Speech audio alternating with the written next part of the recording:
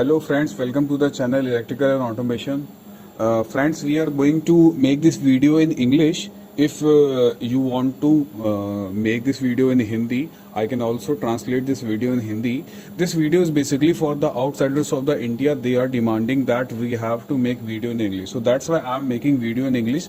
So the topic of the today's is that the turbine oil pump line where they go through, how they reach to the particular point. So we are discussing it. Actually, 4-5 videos back, I also made a practical turbine video on which I have shown that the turbine oil pumps, how they work, how they route to the particular positions. So now I'm coming back to the presentation which shows actual. Basically, this is not a standard. This is the basic idea you can get from this slide for all the pumps, how the oil goes to various sections and which pump works at which position. So guys, if you have come to our channel first time, so please do not forget to subscribe. If you like this video very much, then do not forget to like it and share with others. So we have to start this first pump. This is the AOP pump. So we have to discuss about the AOP pump. Actually, turbine having many types of pump: ACOP pump, AOP pump, MOP pump, EOP pump. The three pump that we have shown right now on the screen, we are going to discuss about it. We are not going to discuss about the ACOP pump. That is the control oil pump. We are not going to discuss about it. We are only discuss about the lubrication pumps which are available in turbine during the various situations. So first we have to start with AOP. The full form of AOP is auxiliary oil pump. Basically, this pump is the primary pump whenever the turbine starts or shut down. So the first pump that we starts for the lubrication of the turbine equipments and accessories, that is the AOP pump. Basically, AOP pump generally it is said that if the turbine reaches up to 2800 rpm to 3000 rpm, above that AOP pump will start. Below that, AOP pump is always work. So in case of shutdown or in case of turbine trip, when the turbine speed get lesser, become 3000 rpm, then AOP again starts.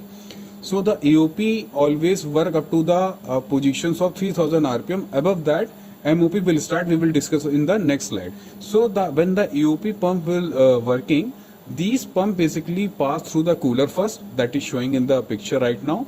Then there is a filter which filters the particles in the oil. Then goes to the various section just like overhead tank and another bearings of the turbines and some lubrication in the gearbox and some the bearings of the alternator. And the thing that is shown in the rectangular boxes, that is the drain point. All the oil is drained to the drain point, and all drain oil will come to the main oil tank, from where the AOP is sucking the oil. So when the AOP, I already told about the AOP function for how much range it will work. Now we come to the MOP. So the MOP will start after the turbine reaches to the 2800 rpm to 3000 rpm.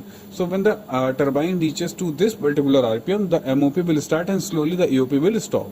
So the AOP and MOP work for the same, and the MOP is basically two types. Right now there are turbines where MOP is available two types. MOP first is the motor driven, that is separate pump along with the turbine, and another MOP is the turbine driven pump. That turbine driven pump is fixed in the gearbox that I have shown in the presentation. The another pump that I am talking about, that it is separate pump of MOP which is driven by the AC motor.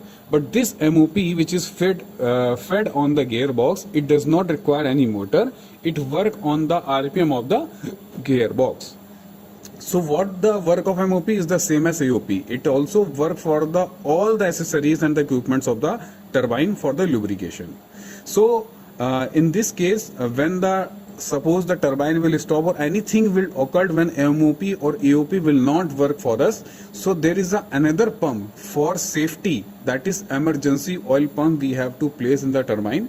Emergency oil pump, always remember that it works on the DC, separate DC UPS supply. It work on a DC supply.